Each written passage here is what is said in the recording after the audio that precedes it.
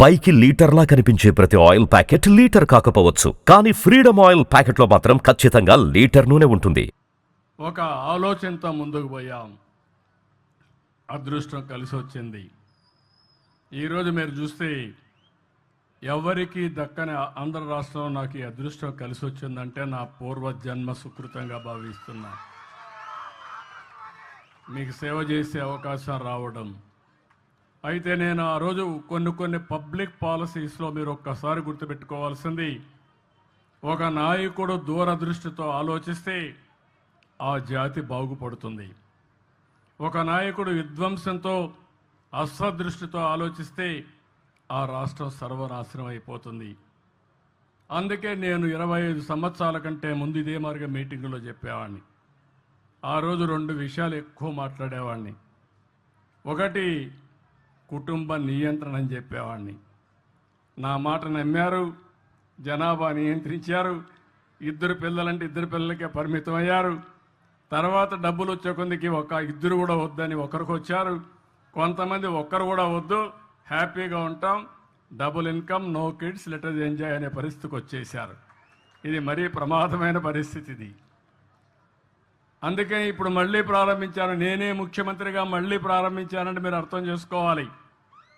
జనాభా తగ్గిపోతూ ఉంది. 2.1 ఉండాలి. అంటే ఒక కపుల్ జీవితకాలంలో 2 కంటే ఎక్కువ జన్మనివ్వాలి. అప్పుడే జనాభా కంటిన్యూ అవుతుంది.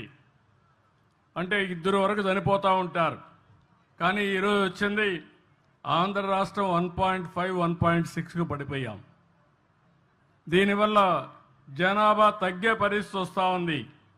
మీ ఊర్లో రేపు రాబోయే రోజులు 2035కి జనాభా పెరగదు, ఇదే మరిగా తగ్గిపోతుంది. కడాన పిల్లలు ఉండరు ఊర్లో, అంత ముసలోళ్ళే ఉంటారు. తర్వాత ఊర్లే ఉండవు. అందరూ చనిపోతే ఊరే ఉంటుంది, వేరే ఊరే అయిపోతుంది. అలాంటి పరిస్థితి రాకూడదని నేను ఆలోచిస్తున్నా. ఎప్పటికీ చరిత్రలో ముప్పాళ్ళ గ్రామం ఉండాలంటే మీరందరూ కూడా జనాభా నియంత్రణ చేసుకుంటే తప్ప సాధ్యం కాదని చెప్పి నేను మీకు తెలియజేస్తున్నా. ఒకప్పుడు మనం చూసేవాళ్ళం, ఎవరికైనా పిల్లలు లేకపోతే ఆ మహిళని కొంచెం చిన్న చూపు చూసేవారు.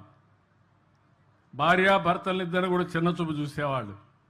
అప్పుడు కంపల్సరీగా ప్రతి ఒక్కరూ హాస్పిటల్ కూడా వెళ్ళి టెస్ట్ చేసుకొని పిల్లలు కనే వరకు ప్రయత్నాలు చేసిన సందర్భాలు ఉన్నాయి.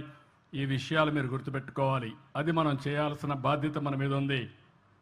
రెండో విషయం, ఆ రోజు నేను ఐటీ గురించి మాట్లాడాను.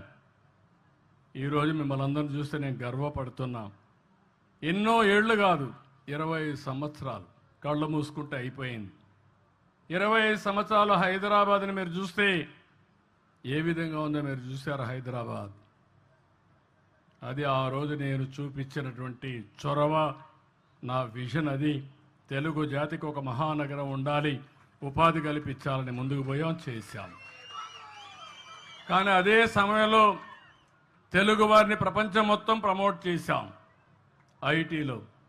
ఈరోజు అమెరికాలో కానీ ఆస్ట్రేలియాలో కానీ ప్రపంచంలో అంతా కూడా తెలుగువారే నెంబర్ 1 తలసరి ఆదాయం. అమెరికాలో ఉండే అమెరికన్స్ కాదు, ఇంగ్లాండ్లో ఉండే బ్రిటిష్ వాళ్ళు కాదు, ఏ దేశం వెళ్ళినా తెలుగు వాళ్ళే ఎక్కువ తలసరి ఆదాయం. దీంతో సమానంగా భారతీయులు ఉండే పరిస్థితికి వచ్చింది. అంటే మీరు గుర్తుపెట్టుకోవాల్సిన ఒకటే, తెలివితేటలున్నాయి. ఇప్పుడే నేను రెసిడెన్షియల్ స్కూల్స్కి వెళ్ళాను. 9 మంది పిల్లలు నూతన ఆవిష్కరణలు చూపించారు నాకు. వాళ్ళు హైడ్రాలిక్ లిఫ్ట్ ఎట్టుంటుంది, లేకపోతే మొబిలిటీ ఏ విధంగా తీసుకోవాలి, ఆటోమేటిక్ మొబిలిటీ ఎట్లా తీసుకోవాలి, అదేవిధంగా మిర్రర్ రిఫ్లెక్షన్స్ ఎట్టుంటాయి, అవన్నీ కూడా నూతనమైన ఆవిష్కరణలు చూపించారు. పిల్లలు ఏ విధంగా ఉన్నారంటే మట్టిలో పుట్టిన మాణిక్యాలు మన పిల్లలు. చదివిస్తే ప్రపంచాన్నే శాసించే పరిస్థితి, ప్రపంచానికి ఇన్నోవేషన్స్ అందించే పరిస్థితిలో మన పిల్లలు ఉన్నారు. అలాంటప్పుడు నేను ఆలోచించింది 25 సంవత్సరాలకు వేసిన విజన్ ఈరోజు బ్రహ్మాండమైన ఫలితాలు వచ్చింది. ఇప్పుడు నేను ఆలోచించేది భవిష్యత్తు కోసం ఆలోచిస్తున్నాం. మనుషులమై పుట్టాం.